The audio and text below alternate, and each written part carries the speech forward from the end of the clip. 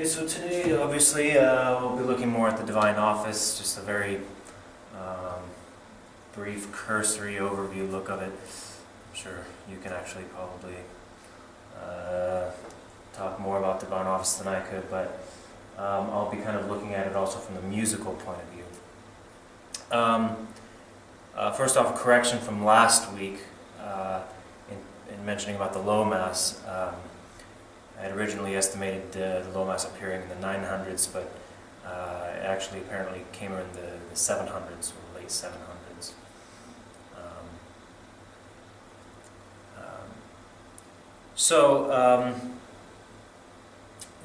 Musically and liturgically, there are two distinct different groups of chant, and those are the chants of the Divine Office and the chants of the Mass. In regards to notation, chants of the Mass appeared first in the beginning of the 900s, and they appeared all over Gaul at the same time, sharing the same text generally, same melodies and more or less the same rhythmic nuances, and made up a unified repertory of quite a huge proportion. Notated manuscripts for the Divine Office, on the other hand, appeared much later, well not much later, but about 100 years later, after the year 1000. Ironically, however, they hand down to us much more ancient forms of chant. Compared with the Mass chants, they form a far less homogeneous group containing successive layers bearing witness to the evolution of liturgical music. Being subject to a wide variety of local influences, they also display musical and textual variants which are sometimes considerable.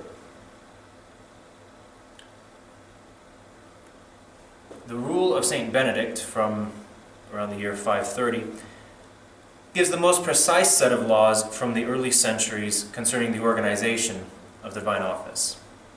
A close study shows that St. Benedict relies partly on pre-existing usage from the Church of Rome, obviously because Divine Office was already a continuation of the Old Testament usage.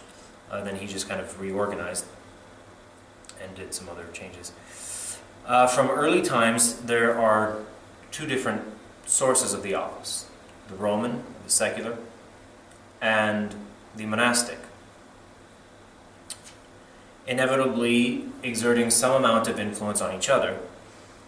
But the substance and the structure of the office remains the same for both, and that is, they're essentially made up of scripture readings and psalms. The organization is slightly different between the two, but both Roman and monastic communities chant the whole Psalter within 1 week, but in a slightly different order. They also share somewhat the same musical forms. The rule of St. Benedict, however, gave a generous place to metrical hymns. Hymns today, hymns such as Jesu Dulcis Memoria, also the sequences, originally, from what we can tell, were metrical. In any case, St. Benedict gave a generous place to hymns as early as the 6th century, whereas it was only from the 13th century that Rome allowed them to be included into the office. An important difference between the chants of the Divine Office and the chants of the Mass is the barely perceptible influence that the Schola exerted over the musical forms of the Divine Office. Dom Jean Clair, who was the choir master of Solesmes in the 80s, made the famous recordings. He says that the monastic and clerical communities are learned from the biblical point of view, but hardly so from the musical one, and nothing can be changed in its daily practice. This comment should be understood in the context of the earliest monastic communities. It explains why we find both the simple and archaic forms witnessing to the oral tradition. During the 9th century, the situation had changed, though. notation had been invented by the Benedictines. Monasticism at that time has now been well formed and trained in musical composition and theory. The musical forms of the divine office are two major forms of psalmody. Psalmody indirectum, which is just straight through, which lies behind the versicle, and responsorial psalmody, which is the origin of the short responsory, the great responsory with its verse, and the antiphon used in conjunction with psalm verses.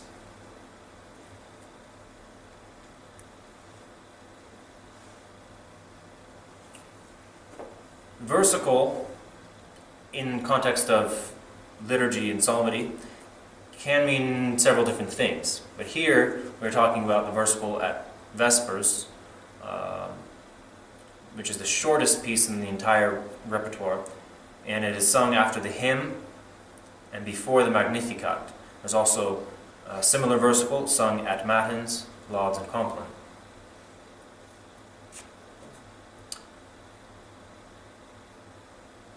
Here's the versicle, Dirigatur Domine. And again, for those of you who may not know, the sign here tells you that this line is Fa, and then right beneath it is a half step. So Fa, Mi, Re. And here you can see Fa, Mi, Re. Dirigatur Domine oratio mea. Everything here points to the antiquity of this piece. First, the text. Let my prayer be directed, O Lord, as incense in thy sight. As incense in thy sight is the second part of the verse, which is the response to this. Or I should say, as incense in your sight is the second part of the first half of the verse. The second half of the verse is the lifting up of my hands like the evening sacrifice. This is the second verse, most significant, of Psalm 140. In Jewish worship, it recalls the evening offering of incense. And there's a mention of this made in the Gospel of St. Luke, chapter 1, verses 8 through 10. He talks about Zachary going into the temple and offering incense. In Christian worship, the raising of hands for the evening sacrifice symbolizes Christ's death upon the cross. There is a remarkable point of contact here between the Jewish and Christian worship. You can see how it's derived from that continuation. Proof exists of the choice of Psalm 140 for the evening service, Vespers, from as early as the end of the 4th century, 300s. But then there is also the question of modality, which again I'll get into in later classes. The version here in this present form, it's found most commonly in all the current editions, seems to suggest a bipolarity of Fa and Re, between Fa and Re. I'll explain bipolarity later in the session about modes. But a number of manuscripts have preserved an earlier version of this in the archaic Re mode. In some cases, the ornamentation is even limited to the bare minimum, to degrees immediately above and below the mother note of Re. So you'll have a recitation on Re, and in some cases it'll only go up 1 and down 1 from that recitation. And here you have the older form. Domine, dirigatur Domine oratio mea. Starting on Re, ending on Re. And this is the syllabic recitation on the single pitch. Both dominant and final are on the same pitch, followed by a melisma on the final syllable of the last word, an absolutely classic formula found in the early chants. In some manuscripts, the melisma being the long sequence of notes on one syllable, the melisma is even found in the penultimate logical division of the text. It is precisely in this rudimentary form that the canticles of the Paschal Vigil have been preserved in the Beneventan repertory. And the Beneventan repertory is considerably earlier than the Gregorian. Sicut cervus ita desiderat, sit anima mea, and quando veniam. Here you can see.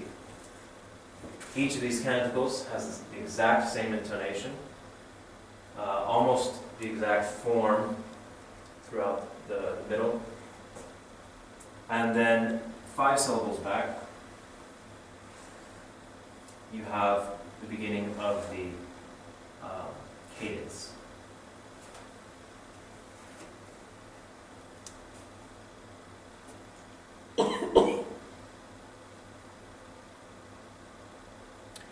The Ambrosian Gloria for the Mass has also preserved this archaic form of cantillation. Its recitation, the Gloria, its recitation is on La, equivalent to Re. Its cadences are 1 degree lower, and the melisma on the final syllables of the penultimate logical division of the text. Here you can see the Ambrosian Gloria. Gloria in excelsis Deo, et in terra pax omnibus bone voluntatis, laudamus te, benedicimus te, adoramus te, glorificamus te. It's extremely simple. Gratias adimus tibi, propter magnam gloriam tuam. So this is the ultimate, the final division of the text. And then on the final syllable of the penultimate division of the text, you have the melisma. And that's this very classic, archaic formula. The versicle, therefore, represents a particularly archaic musical form in the divine office, especially in the form where both dominant and final are on the same pitch. It's also psalmody indirectum. Over the years, and with liturgical developments, this chanting of Psalm 140 has resulted in a single verse, the most meaningful one. And again, that Dirigatur Domini oratio mea is the first half, you could say the first quarter of that verse, and then the response is the second quarter of that verse. Next we have the short responsory. A second form of psalmody found in the divine office is responsorial psalmody. Traditionally, a solo cantor sings the verses or strophes, and the community answers him with a short refrain that is repeated after each verse of the psalm. This form of psalmody with a refrain has been preserved to this day in the short responsory of the divine office. In the Mass, this would include the offertories with their verses, which used to be common, but today we only have maybe 3 or 4 offertories remaining that still contain the verses. Musical analysis easily distinguishes the part sung by the cantor and that of the community. The title responsory, traditionally given to this chant from the Latin responsorium or responsoriale, obviously shows its form. It's a response, a refrain. But this is completely hidden by the manner in which we sing it today, which no longer retains the authentic distribution of the roles between the cantor and community. Not in the same way it was then. Besides, the number of verses has been reduced to a bare minimum.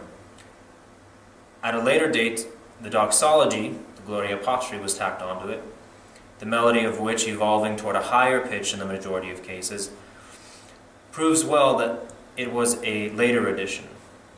Amalarius of the 9th century claims that it was added by recent popes of his time. If we leave out of account the added doxology, the short responsory still belongs to the category of ancient modality. We can find examples of it for each of the other mother notes: do, re, mi. I'll explain that in the class on modes.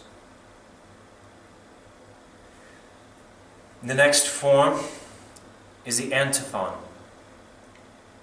When the rules of monasticism prescribed the recitation of the entire Psalter over 1 week, referred to as Psalterium currens, it shook the whole structure of the divine office. The primitive forms of psalmody that were now to be preceded by the chanting of several psalms. This sparked off a new musical form, the antiphon, which made its appearance in the late 4th century, around the time of Augustine and Ambrose. Sung for its own value, it introduces the psalmody and concludes it. In the huge repertory of antiphons, which is roughly about 4,000 authentic pieces, one can detect several different layers of composition, easily identifiable musically.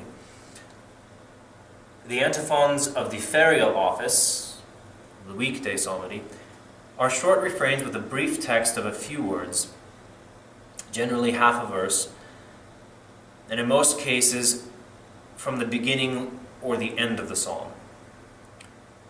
Many were still composed using the archaic modality. Most of them come from a time when modality had hardly yet even evolved. The antiphons of the ancient feasts, the more major feast days, are more developed. They are often what we call melody types, made up of a few short phrases. Beautifully balanced and perfectly constructed, they are miniature musical masterpieces. Their melodies, without showing any signs of weakness, could be adapted to countless texts. For example, Ut coniuscamus Domine. This melody is found in a wide variety of different texts. Ut coniuscamus Domine inter viam tuam in omnibus gentibus salutare tu. This here of Domine kind of throws it off. You don't usually hear that part. And that's the difference in this one. This is what is known as the typical melody, or the melody type, which this particular melody type is of French or Gallican origin.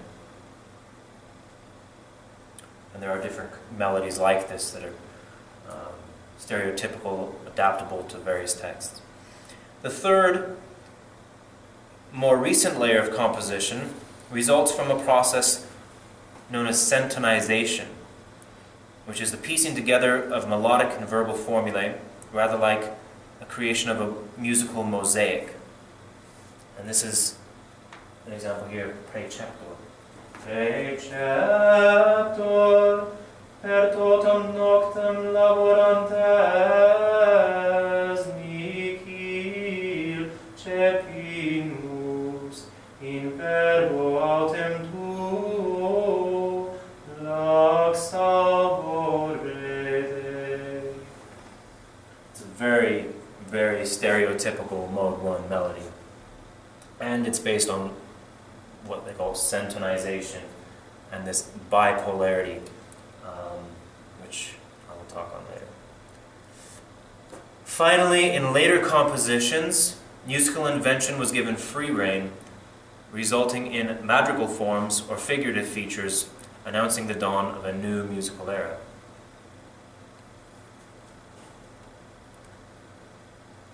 And then, of course, there's the great responsory. At the vigil, night office of Matins, Readings from the Bible and the Fathers of the Church are interspersed with chants, the great responsories. There are 9 of them in the Roman office and 12 in the monastic office. The structure for Matins of Christmas and most other Matins, you have an opening, 3 nocturnes in Roman, 4 nocturnes in monastic, and the Te Deum towards the end, and then a closing prayer.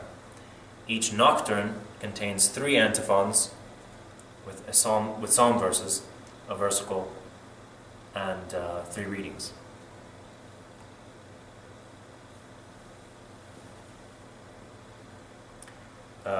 Three lessons, each lesson followed by a great responsory for a total of 9 lessons and 9 responsories, or 12 on the monastic. So here's a structure, and this is for Matins for Christmas. Begins with the invocation, Domine laudia mea perias, Lord, open my lips, let my mouth announce your praise. And then Deus in adiutorium meum. Then comes the invitatory, which is kind of like a hymn,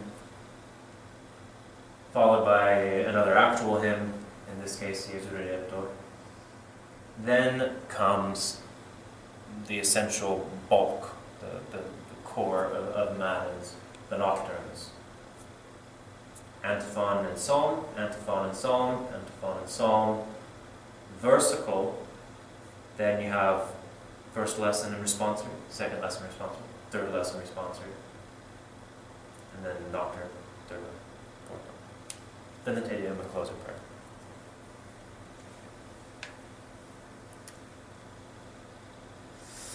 The great responsory chants belong to the category of psalmody with a refrain, responsorial psalmody. It is their length that makes them distinct from the short responsories. And the responsory is made of 2 parts. The main part, which is sometimes referred to as the antiphon, and this part is sung by the schola, and the verse reserved for the solo cantor. After each verse, the schola repeats the main part of the responsory, and in 2 different ways. Either in its entirety, which is classic Roman use, and this is called a capite, from the head, from the beginning.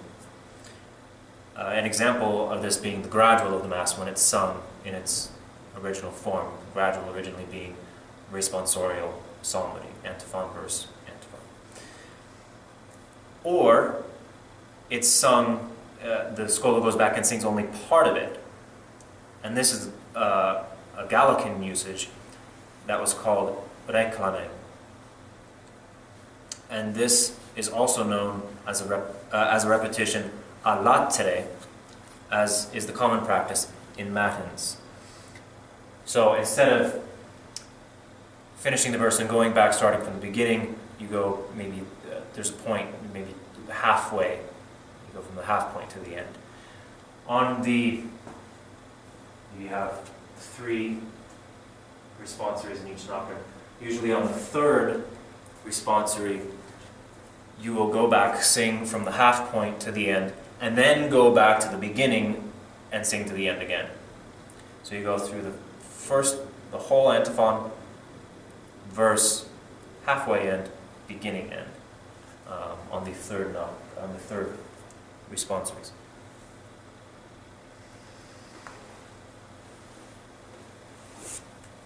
These chants are sometimes very highly elaborate, such as those of Tenebrae from Holy Week, or those for Christmas. And in that case, we can detect in them the influence of the schola.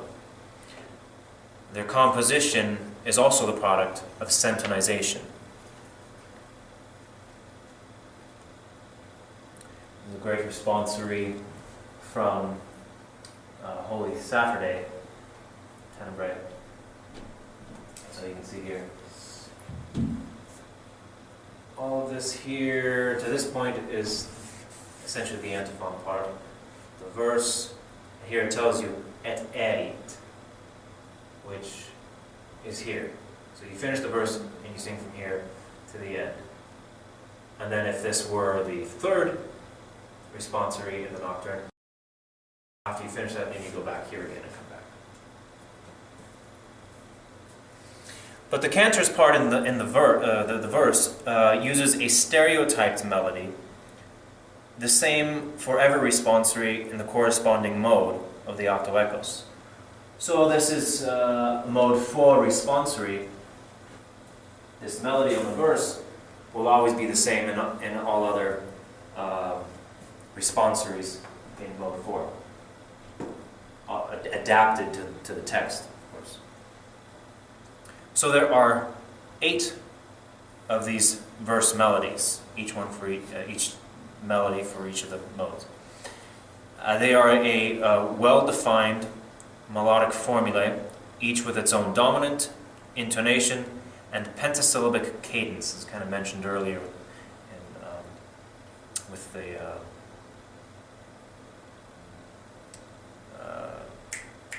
other responsories earlier that showed all 5 responsories paralleling each other. You see here, yeah, 1, 2, 3, 4, 5. Udici O, and this begins the cadence. Everything's kind of recitative, and then O, and the 5th to last syllable, begins the cadence. All 8 stereotype melodies can be easily arranged in a synoptic table.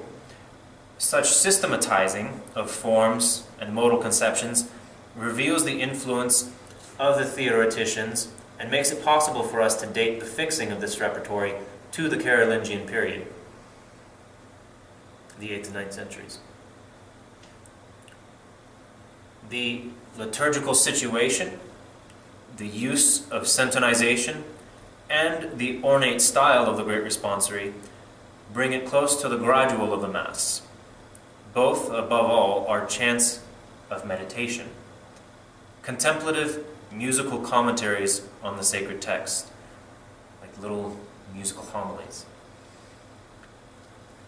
At the great moments of the liturgical year, Christmas and Holy Week, the chanting of these responsories assumes, to some extent, the role of the chorus in classical Greek tragedy, a running commentary, both lyrical and moving, designed to encourage the participation of the listeners as the drama unfolds. The repertory of the Divine Office, though not so well known as those of the Mass, offers a remarkable summary of the history of Western chant. With its vestiges of the different styles of psalmody, its rather simpler melodies with the modality proceeding in a direct line from their origins, it is an area of predilection for those who wish to start discovering the aesthetics of Gregorian chant. And that essentially concludes this one. This is a very kind of brief overview. But I have something else here, which I meant to bring in the previous class, but it kind of works here since it was a short lesson. These are synoptic tables, as I just mentioned, where, and this is what a lot of the work in Solem, what they do, paleographical work. Here you have, can you hold that, Bob? Hold it straight. You have, let's see, 2 different forms of notation here. The old 9th century, 10th century, early 900s notation from the Abbey of St. Gall, with, I forget what this stands for, but this is their notation that came later on, a couple centuries later, on staff notation. Here from the Cathedral of Laon, also in the beginning of the 900s, followed by, I forget what that is again, a couple hundred years later. Various types of notation from all around. This is from Benevento in Italy, Dijon, Cluny. I forget what the other ones stand for, but all over Europe, different types of notation for the same chant. This is the tract Deus Deus Meus. And it's a comparison. And they all are more or less the same. Show that here if you can get a good shot of that. Down, up. There you go. Great. Yeah. It's a comparison of various different notations from different time periods and also different regions, where what the similarities are and also where the differences are.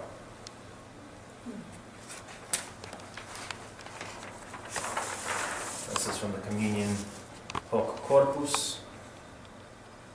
1, 2, 3, 4, 5, 6, 7, 8, 9, 10, 11, 12, 13, 14, 15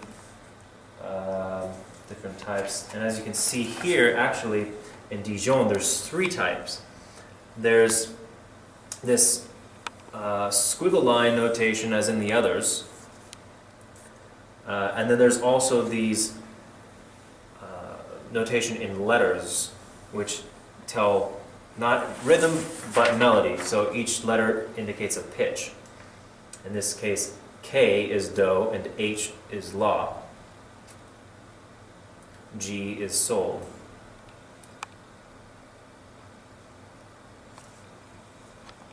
And then you can see later on when Dijon adopted square notation. Cluny uses a certain type of chicken scratch notation placed onto the staff lines.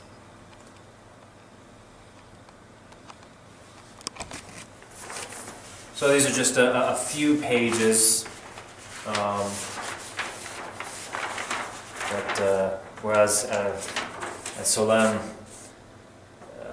these are just hand copies that I made based off of photos. Saunier brought out a huge stack, probably like that high, full of various forms of these. And I just took photos of a few of them, and when I got home I just blew them up on my computer screen and then copied them out. And so this is how some of the way in which they are able to do restorations on the chant. Of course, this isn't everything, but this is part of what's included. And that essentially wraps it up. So, thank you all very much.